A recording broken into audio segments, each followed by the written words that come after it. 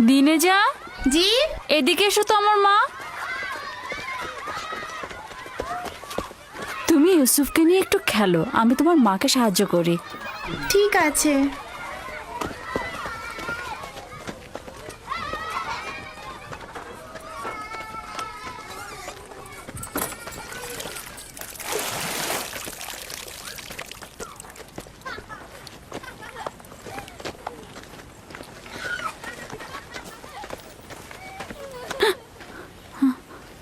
রাহেল, কোনো খবর আছে?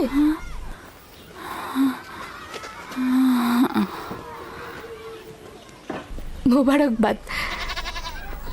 খোদার নবী খবর জানেন?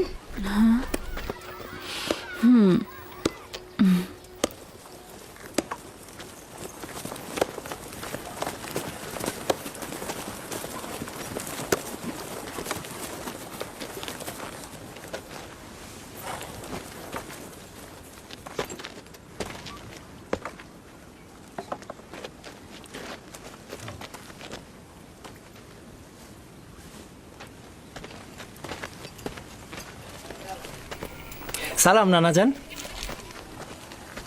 সালাম আব্বাজান, খোশামদেদ। সালাম। হঠাৎ করে আমাদের স্মরণ করলেন?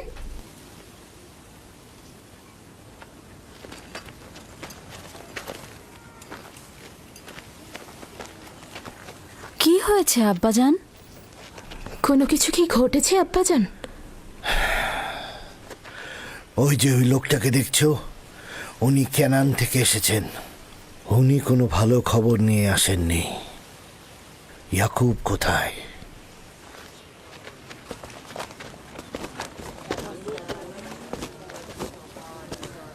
বাবা, আমার প্রিয় মামা লাবান, কি খবর? পথ ভুল করে আসেননি তো? যদিও জানি যে খবরটা তিক্ত, কিন্তু এটাই নিয়তি।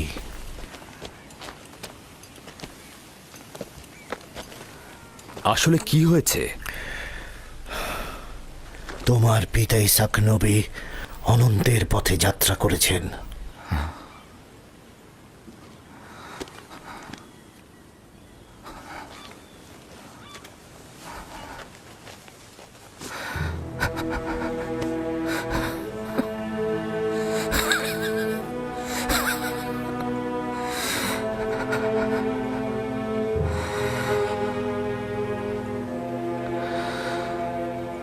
সকলে খোদার তরফ থেকে আসে, আবার তার কাছে ফিরে যায়।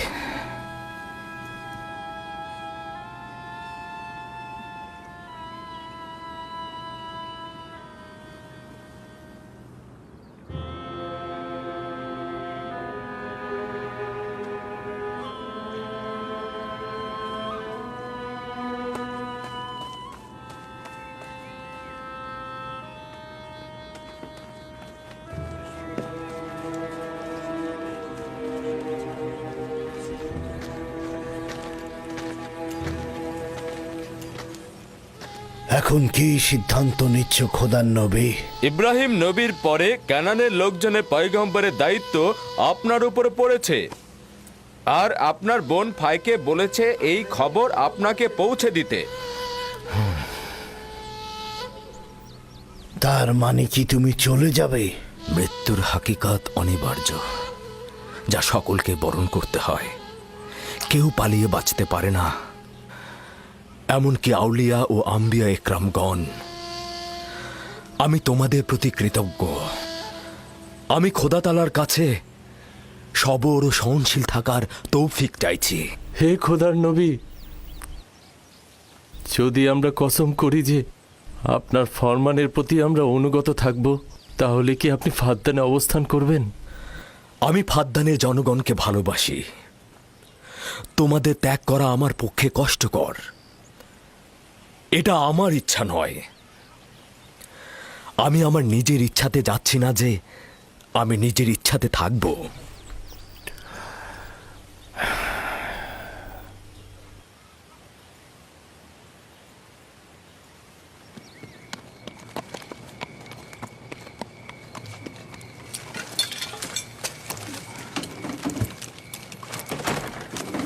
খোদা তাআলার ইচ্ছায় আগামীকাল আমরা ক্যানানের উদ্দেশ্যে যাত্রা করব।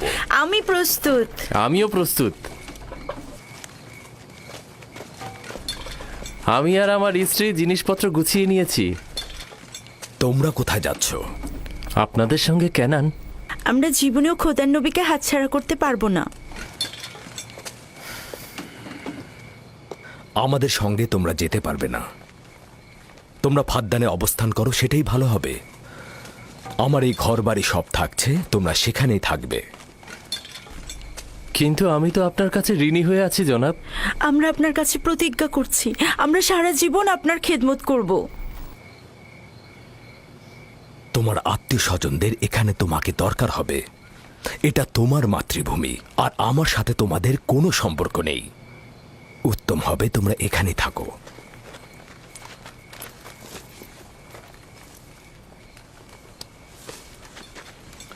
খোদা তাআলাকে অসংখ্য কৃতজ্ঞতা জ্ঞাপন করছি যে আমাদেরকে হেদায়েতের নূর দিয়েছেন। আমি তোমাদের হাসি, আনন্দ, দুঃখ, বেদনার বছরের পর বছর শরিক ছিলাম। তোমরা একদা নির্জীব পাথরের পূজারী ছিলে। খোদা তাআলা একত্ববাদের নূর তোমাদের কলবে ঢেলে দিয়েছেন। তোমরা সেই সকল নির্জীব পাথরগুলোকে দূরে নিক্ষেপ করেছ আর একাত্মবাদী খোদার দিকে ধাবিত হয়েছ। ঈমানের মর্যাদা ও ইলাহির দাওয়াতের মর্ম বুঝবে। এমন যেন না হয় কুফুরি আর জাহিলিপনাকে ঈমানের জায়গায় স্থান দিয়েছ, ইয়াকুব থাকুক আর না থাকুক। তোমাদের চিন্তাধারা আর কার্যকলাপের মধ্যে সব সময় এক খোদায় বিশ্বাস অটুট রাখবে। খোদা তোমাদের সহায় হোক।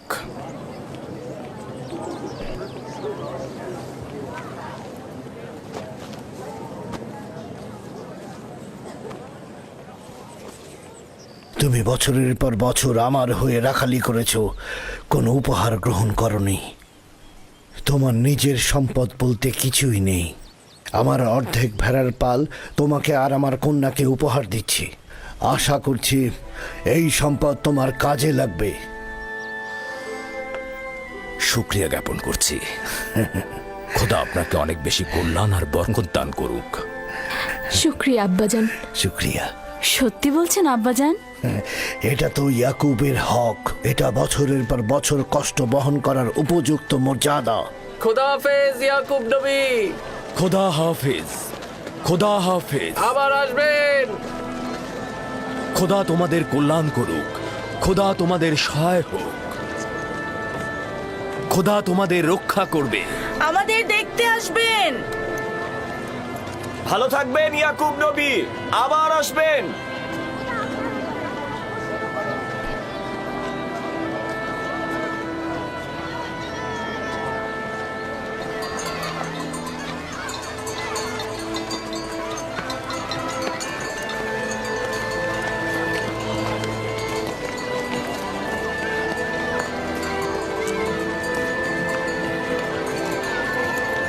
খোদা তাআলা তোমাদের রক্ষা করবে। তোমরা অবশ্যই ক্যানানে আমাকে দেখতে আসবে। খোদা হাফেজ।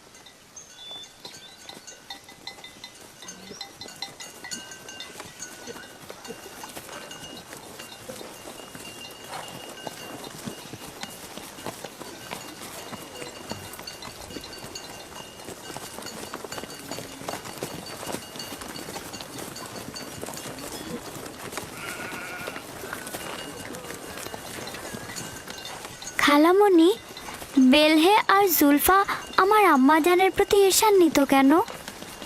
এটা তোমাকে কে বলেছে? সবাই তো বলছে। ইয়াহুদা নিজে বেলহে আর জুলফার মুখ থেকে শুনেছে। ছোটদের এ ব্যাপারে হস্তক্ষেপ করা উচিত না, কিন্তু যেহেতু তুমি প্রশ্ন করেছো, উত্তর দিচ্ছি।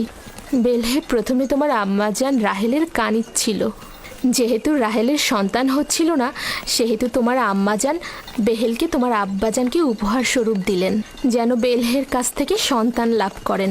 আর তোমার আব্বাজান তাকে অনেক ভালোবাসেন। বেলহে দল এবং নাপতলির জন্ম দিলেন। এতে সে তোমার আব্বা আম্মার কাছে অনেক সম্মানের পাত্র হলেন। এখন তুমি দুনিয়াতে আসার পর থেকে সে মনে করছে তার জায়গাটা নষ্ট হয়ে গেছে। খালামণি, জুলফা কি আপনার কানিজ ছিল? হ্যাঁ, রাহেলের উৎসর্গের পর আমিও জোলফাকে তোমার আব্বাকে উপহার দিলাম। চাইছিলাম না তোমার আব্বাজানের মোহাব্বত রাহেলার প্রতি অধিকতর হয়। জত ও আশরের মাতা হচ্ছে জোলফা।